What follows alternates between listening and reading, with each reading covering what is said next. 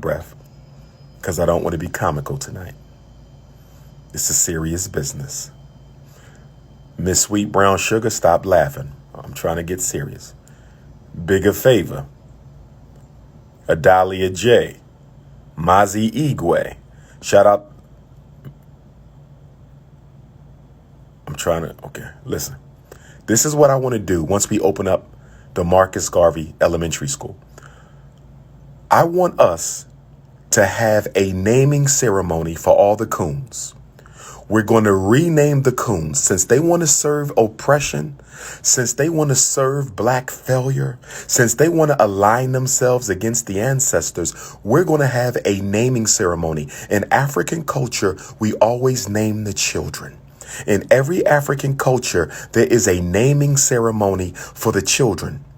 It represents the birthing, the rebirthing into the community. So since we have a naming ceremony for the African children, we need to have a naming ceremony for the coons because they are rebirthing themselves as flunkies and functionaries and stooges of the European power structure. So let's have a naming ceremony for all the coons. And I want Tony Ogun. Tony Ogun, we're going to change your name, brother, because you have no right calling yourself Ogun, brother. I am a son of Orisha Ogun, one of God's arch divinities. How dare you? How dare a coon wear the name Ogun? Ogun is the divinity of energy, of power, of strength, of will, of nation building, of trail blazing, of truth, of justice. I am Dr. Ifatunde Ogun Tade. You're not Tony Ogun. You are Tony Okun. Do you hear me? You are Tony Okun. We have to stop letting people name themselves after African divinities who don't represent the spirit of the divinity. You ain't no damn Tony Ogun. You Tony Coon. So we're going to have a naming ceremony to rebirth Tony Okun. We're going to rename all the Negroes. And if they don't want to come and get their new name, we will mail them a certificate. Dear Coon, on behalf of Dr. Umar Ifatunde Oguntade and the International Movement for the Independence and Protection of African People, you have hereby been excommunicated from the African race, and we have rebirthed you into the European power structure. From this day forward, you are no longer Tony Ogun. You are Tony the Coon.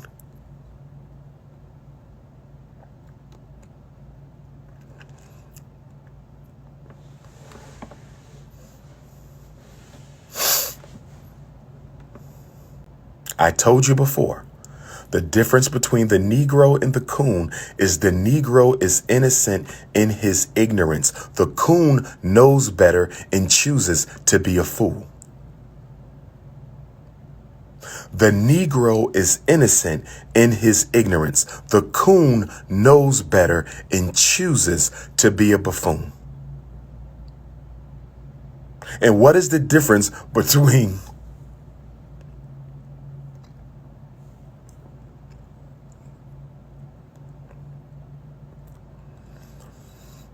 you love your white women? What are you on my live for then? Use another one who's going to get a new name. What's this Negro's name? What's this ninja? Where that ninja at? Neil Bird. Is that? No, that's not Neil Bird. Wait a minute. This Negro name is Kuta Kinte. How your name gonna be Kuta Kinte and you on my live talk about how you love European females? This Negro name is Kuta Kinte. So this is what we gonna do. We're going to rebirth you too. We're going to.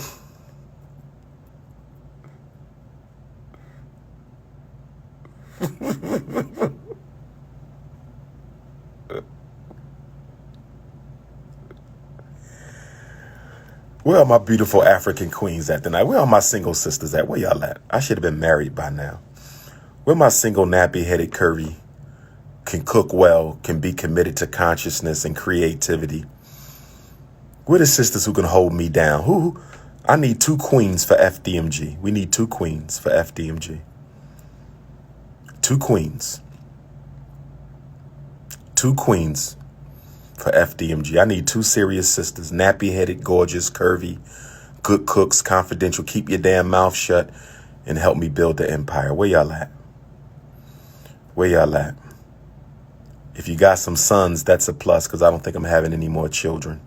So if you got some sons, then they can be my sons. Okay. What is FDMG? Did somebody just ask what is FDMG? We're going to have a lot of birthing. We're going to be rebirthing a lot of coons at the Coon Convention. Did somebody really just ask what is FDMG? Did somebody really just ask that? You mean to tell me we've been out here for 6.5 years slaving, breaking our backs, trying to build a school for our boys, and you got the nerve to ask what is F? We're going to rebirth you too. But let's get back to Kunta Kinte for a minute. This ninja's name is Kunta Kinte. This ninja's name was Kunta Kinte, and he said he's in love with European females. And no disrespect to the European females who are on the feed, although you shouldn't be. This is a confidential live for Africans only. But for those European females who couldn't resist, 6'3", tall, dark, sun and Hampton, North Philadelphia beard, I will not date you. I don't date outside my race, okay? I respect you as a human being. I will never date you. I'm loyal to black women only. Don't take it personal, but if you do, I really don't care. But the point I wanted to make was, how can your name be Kunta Kinte and you in love with white girls? So we're going to rebirth you, Kunta Kinte, and your name is going to be Coon. Coon.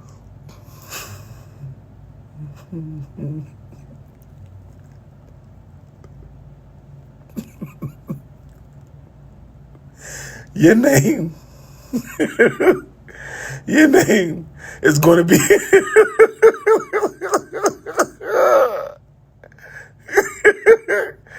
your name is going to be Coon,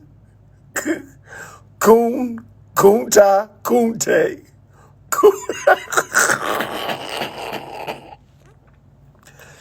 Y'all got me crying. Y'all got me crying. Kunta Kinte. Okay?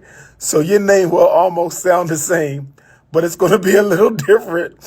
It's going to be Kunta Kinte instead of Kunta Kinte. That's what we're going to do for him. Okay? Brothers and sisters, I thank God that I was brought into black consciousness at 9 years old. I thank God that right here, y'all got me laughing so hard I'm crying. Oh my gosh. Oh my gosh. But I do thank God I came to consciousness as a 9-year-old. I thank God that I chose to be a psychologist at 8 years old. Right here in the state of North Carolina. Winston-Salem, I want to see y'all all tomorrow. Come on out. Okay, Forsyth Seafood, 108 or 109 Martin Luther King Jr. Drive in Winston-Salem, North Carolina. There will be a special Black Parent Advocate brunch and book release tomorrow. All are invited. It is free. It doesn't cost you any money. Come on out. Greensboro, Raleigh, Durham, Greenville, South Carolina, Columbia, South Carolina, Charlotte, North Carolina, Wilmington, North Carolina. Come on up to Winston-Salem tomorrow, 10 o'clock in the morning to 1 o'clock, 10 to 1, 3 hours only. Make sure you get there before 1. Okay. But support black business, black owned seafood, get you some shrimp and grits and have a conversation with Dr. Umar. If you got some paperwork I need to see, you can bring me the paperwork. So we done already renamed 2 coons. I'm going to come up with a name for Charles Barkley too. And I'm going to come up with a name with Roland Martin. We got to give Roland Martin a name. Roland, Charles, Shaq. We got to get some new names for some of these people. Now, let me do this with my phone because I'm holding it with my hands. Because my hands, I don't have nothing to hold them up with. So give me 1 second, y'all. I got to shake my hands off.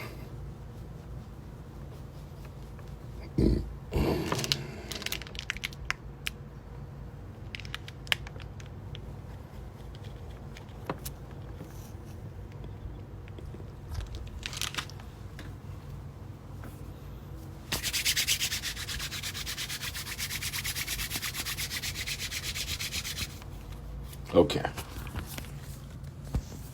I'm back, brothers and sisters. Okay. Let's talk about the 10 things that could have been different. Let's talk about 10 things that could have been different. Let's talk Shaquille O'Neal. Shaquille O'Neal. I like that. I like that. Okay.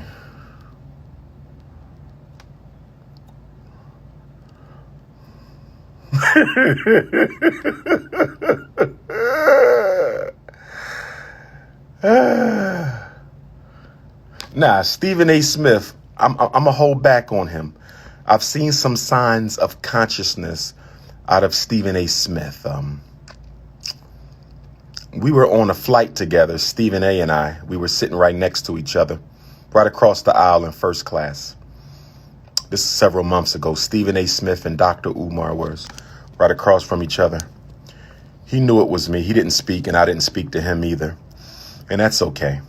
But I did see him take a couple stands. Like he took a stand when they hired, what's the guy's name? Two-time NBA MVP, the point guard to be the coach of the Brooklyn Nets, Steve Nash. And Stephen A. Smith said that, and I agree with what Stephen A. Smith said. He said, no black first-year coach is going to get to coach the Brooklyn Nets with KD and Kyrie. No first-year black coach would have got that job. And Charles Barkley, you know, who's the #1 watchdog for white power, he quickly attacked Stephen A. for that. But Stephen A. Smith stood his ground. So I appreciated that because Stephen A. Smith, I clearly had him on the COON bus. I had him on the COON bus. But once I saw him stand up like that, you know, I'm going to give him a few points. Okay? That doesn't mean he can't go back on the bus. But I'm going to let him breathe a little bit. Why didn't he speak to me? Because he was about to sign a multi-million-dollar contract, and the last thing he needed was for white folks to see him shaking hands with the most revolutionary black man in America. That's why he didn't speak to me on that flight. Oh, he knew who I was. He looked right in my face, and I looked right in his face. He knows who I am. They all know who I am. Shaq, Charles, all celebrities know Dr. Umar. All of them. There's not a rapper who don't know me. There's not an actor, a comedian. They all know who I am. They're just too scared to be seen with me in public. Now, let's get into the conversation. Okay?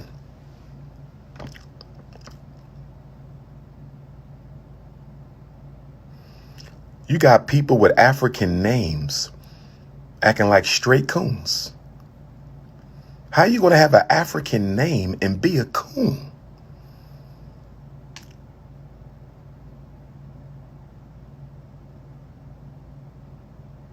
See, there's three types of Africans. There are Africans, Africants, and Africoons. There are Africans, Africants, and Africoons. Let me explain this. Africans, Africants, and Africoons. Now, the Africans are Dr. Umar types, right? We believe in our people. We believe we have a God-given destiny. We believe in the ability for the African race to rehabilitate itself. We are the Africans because we believe I can. We believe we can. We believe we shall can, right? I can. We can, we will.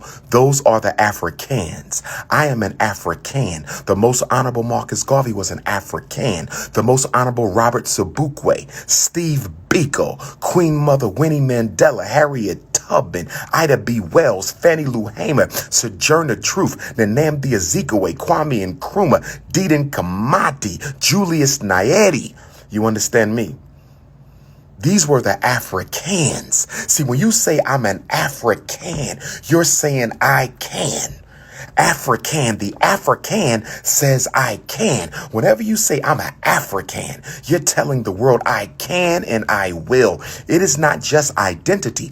It is a declaration of intent. To be an African is not just identity. It is a declaration of intent. African, I can. ICAN are the last words, or IKAN. Those of us who are revolutionary Pan-Africanists, we spell Africa with a K, so people will know that this is a Pan-Africanist speaking. We spell African with a K, so IKAN, I can, right? So you have the Africans. Those are the revolutionaries. We believe we can. Those are the Africans. But then you have the Africans. The Africans. These are the Negroes who don't believe they can win. The Africans are the black people around the world who don't believe we can win. They're scared. They're apprehensive. They're suspicious. They're paranoid. These are the Africans. And we have a three-way civil war being fought within the African family amongst the Africans. Those are the revolutionaries. The Africans, those are the scared Negroes. And then you have the third group.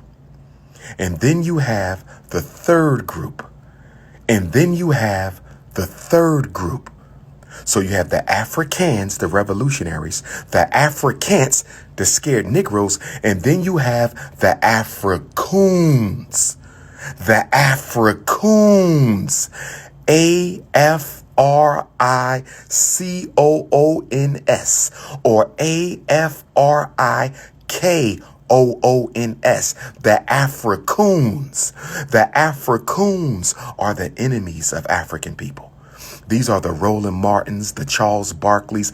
These are the Africoons, the black people who work against the best interests. The Dr. Umar detractors on YouTube. These are the Africoons. The Africans don't know better, but we can save the Africans. They're the Negroes. The Africans are the Negroes. Okay. They on the fence. We can save some of the Africans, right?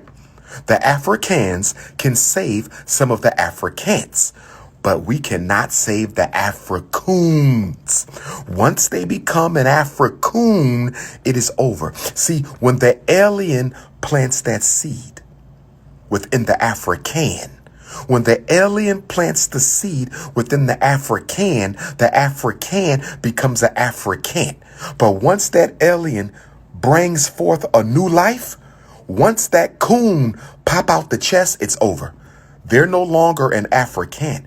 They are an Africoon. Do you understand?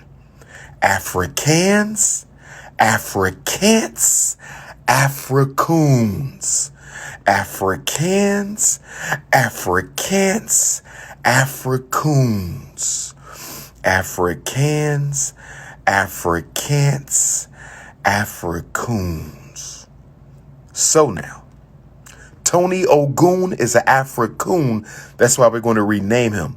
Kunta Kinte is an Africoon. So we're going to rename him Kunta Kunte. And Tony Ogun is going to be Tony the Coon. Okay? So now, let's talk about 10 things that should have happened. Wait a minute. I got to shake my hands again.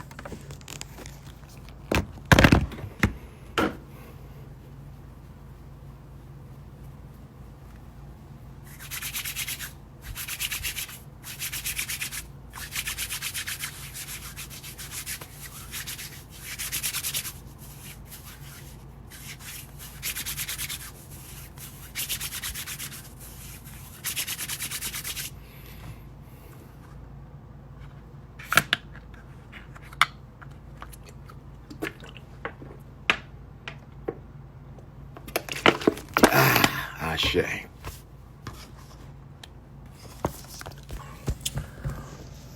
Okay, brothers and sisters.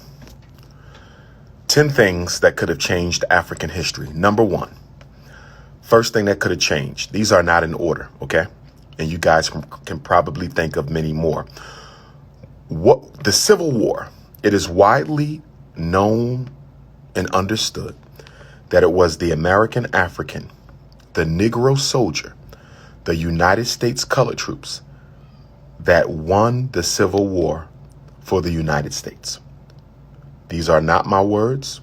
These are the words of white generals, white soldiers, the president, and others. The black man won back the South for the U.S. government. I want y'all to think about that for a minute. I'm in North Carolina right now. I'm in North Winston-Salem, North Carolina right now. What would have happened in this country had the black man not entered the Civil War? What would have happened in this country had the black man not entered the Civil War? I would be sitting in a different country right now. The black man won the Civil War for the U.S. government. Now, with that being said, after the war was over, after the Confederacy surrendered to the Union at Appomattox, Robert E. Lee in April, what if the black soldiers, the United States colored troops, what if we decided, you in Greensboro, Sister Misha Green, I want you to come to Winston-Salem tomorrow, baby. Come on down, gorgeous. Come to Forsyth Seafood tomorrow morning from 10 to 1 and come get a copy of the 550 plus page Black Parent Advocate. Greensboro, come on down. I'm going to be coming to Greensboro one day because I've never been there either. I think I've been to Greensboro once. North Carolina A&T. There's a HBCU in Greensboro, isn't there? I think I spoke at the HBCU once in Greensboro, but I never spoke in the hood. So I'm going to come back to the hood, but that's going to be some time from now. Okay? So Misha, come on down to Forsyth Seafood tomorrow, 10 to 1, get some sleep, set your alarm, hop on the road. You're only about an hour and 15 minutes away. Now, what if our ancestors in the Civil War, what if the black soldier, what if the United States colored troops did not decide to turn in their weapons after the Confederacy surrendered? And what if instead the U.S. colored troops, 187,000 plus black men, 187,000 plus, in fact, I think it was more than 204,000 black male soldiers, what if we would have organized ourselves and said to each other, if we can beat the Confederacy, why can't we beat the Union? If we can beat the Confederacy, why can't we beat the Union? If we can beat the Confederacy, why stop? Why not now turn on the Union and beat them too and make the United States a black nation? We had a chance. We had a chance to overthrow the government in 1865. The black Civil War soldier, the United States colored troops had a chance to overthrow and replace the United States government. Yes, we did. Yes, we did. And we did not seize upon the opportunity because we thought America was going to give us a chance. If we could beat the Confederacy, we could have beat the Union because we were the reason that the Union took back the southern states. What if we would have kept on fighting? What if those 204,000 plus African soldiers would have kept on fighting, brothers and sisters? The United States could very well be a black nation. The United States could very well be a black nation. The U.S. government was exhausted. The Union had already lost more soldiers than any other war until Vietnam. The Civil War was the bloodiest and deadliest war in American history until Vietnam. So once the Confederacy had surrendered, the government was tired, exhausted. What if the black soldiers would have said, you know what? We don't believe y'all. We don't believe in no 13th Amendment. We don't believe in no 14th Amendment. We don't believe in no 15th Amendment. We want America to be a black man's nation like it used to be before Columbus showed up.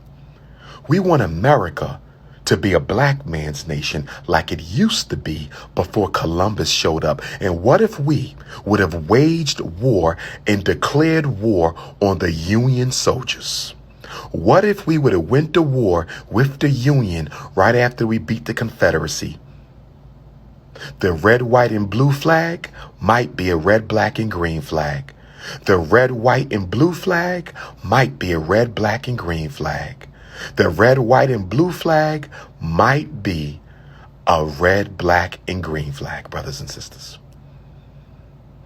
That is one way history could have been totally rewritten had we never stopped fighting and kept on going. If we beat the Confederacy, I believe we had a good shot.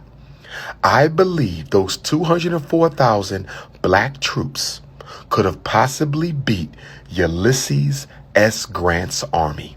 I believe those 204,000 black troops could have very possibly defeated Ulysses S. Grant's army. Let's go to the next one. Let's go to the next one. Let's go to the next one. The assassination of Abraham Lincoln. I know this is going to upset a lot of you Negroes who don't know history. I know this is going to upset a lot of Africans and a lot of Africans. This is going to upset a lot of Africans and a lot of Africans. And some of you never heard this before. And after I say it, I want you to go do your research so you know that Dr. Umar is not misinforming you. Go and research everything I say tonight.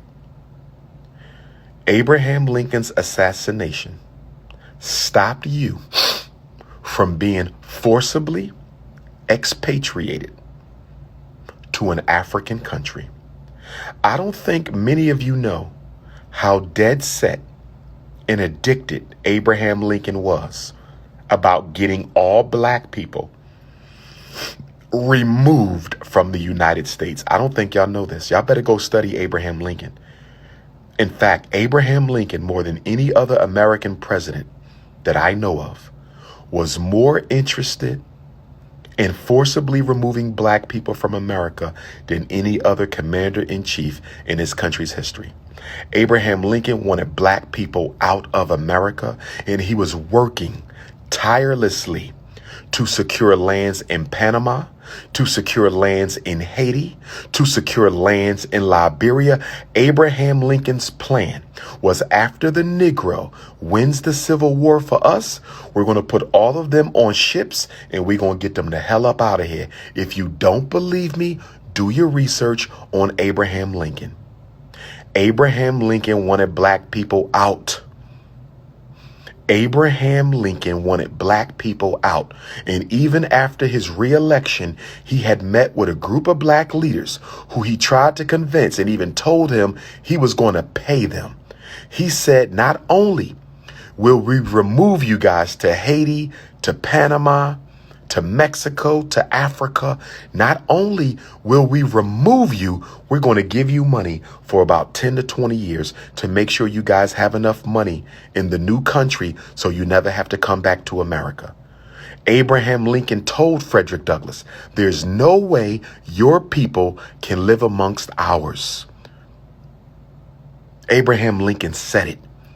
He told black leaders, there's no way white people will ever treat you fairly. There are differences between us: physical, social, intellectual. He was a white supremacist. Abraham Lincoln said, if you think you're ever going to be treated as an equal in this country, you are out of your mind.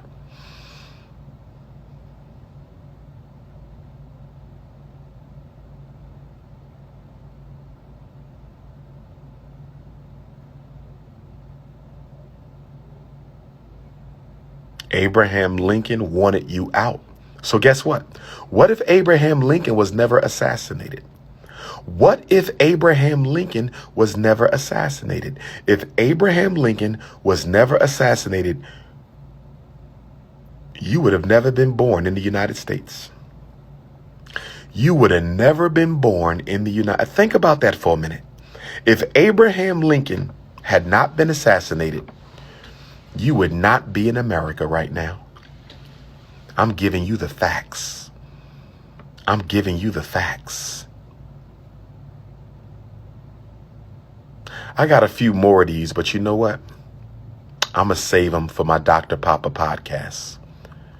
I got a few more of these, but I'm going to save them for the Dr. Papa podcast. If you want to subscribe to the Dr. Papa podcast, you can find the link in the bio information on Facebook, Instagram, and Twitter, or you can text me for the link, 215-989-9858, 215-989-9858.